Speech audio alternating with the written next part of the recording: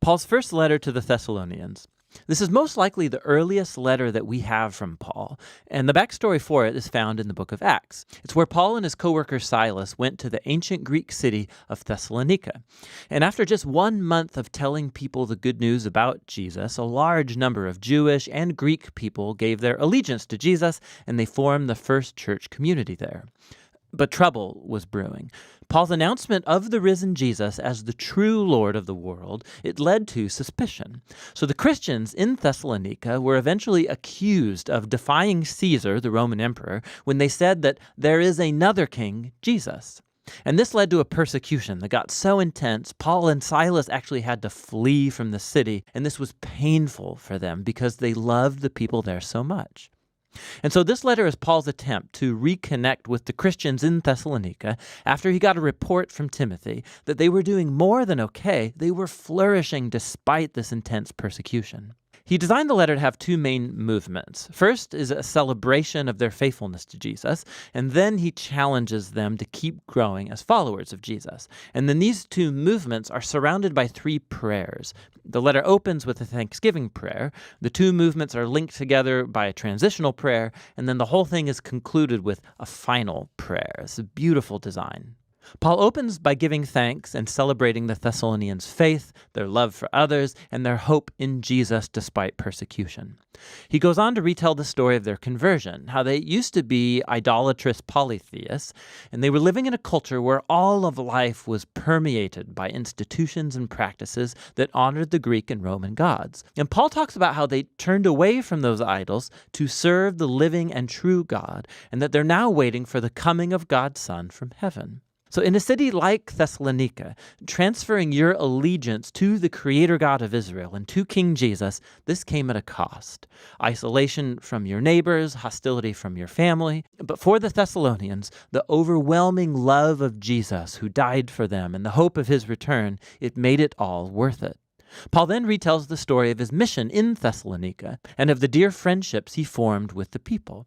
He uses really intimate metaphors here. They treated him like their child, and he became like their mother and like their father. He says, "We were happy to share with you not only the good news from God, but our very selves, because we came to dearly love you."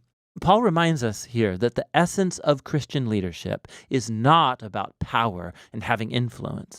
It's about healthy relationships and humble, loving service. He reminds them that he never asked for money. He simply came to love and serve them in the name of Jesus.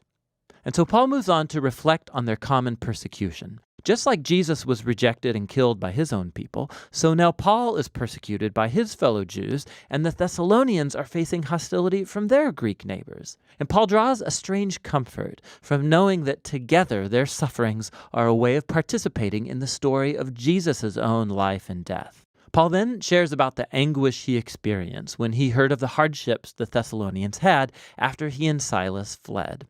So he sent Timothy to support them and see how they were doing. And to his joy, Timothy discovered that they were going strong. They were faithful to Jesus. They were full of love for God and their neighbors. And they longed to see Paul as much as he longed to see them. And so Paul concludes with a prayer for endurance. And what's cool is that he introduces here the topics he's going to address in the letter's second half.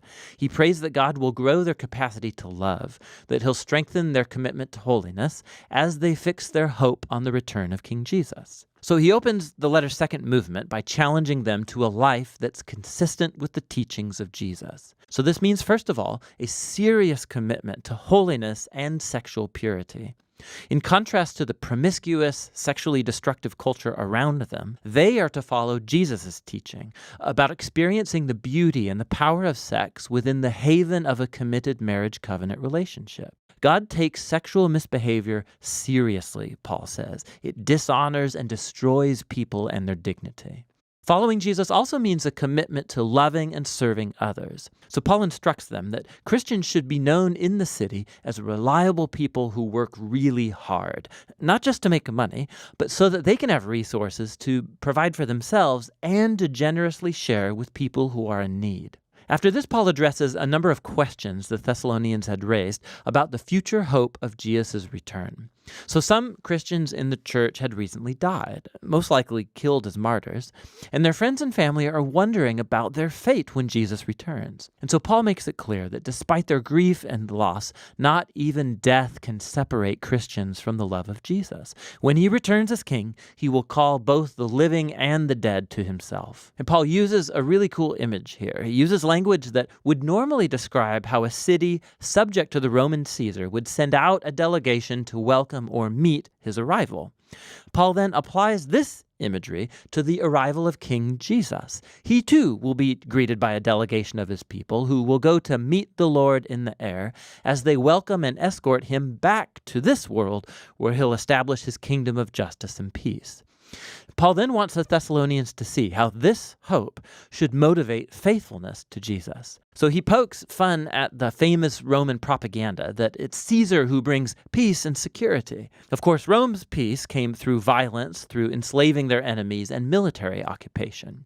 And Paul warns that Jesus will return as king one day and confront this kind of injustice. Followers of King Jesus should live in the present as if that future day is already here. Despite the nighttime of human evil around them, they should stay sober and awake as the light of God's kingdom dawns here on earth as it is in heaven. Paul closes all of these exhortations like he began, with a hopeful prayer, that God would permeate their lives with his holiness, that he would set them apart to be completely devoted and blameless until the return of King Jesus. 1 Thessalonians reminds us that from the very beginning, following Jesus as king has produced a truly countercultural or holy way of life. And this will sometimes generate suspicion and conflict among our neighbors. But the response of Jesus' followers to such hostility should always be love, meeting opposition with grace and generosity. And this way of life, it's motivated by hope in the coming kingdom of Jesus that has already begun in his resurrection from the dead. And so holiness, love, and future hope, that's what 1 Thessalonians is all about.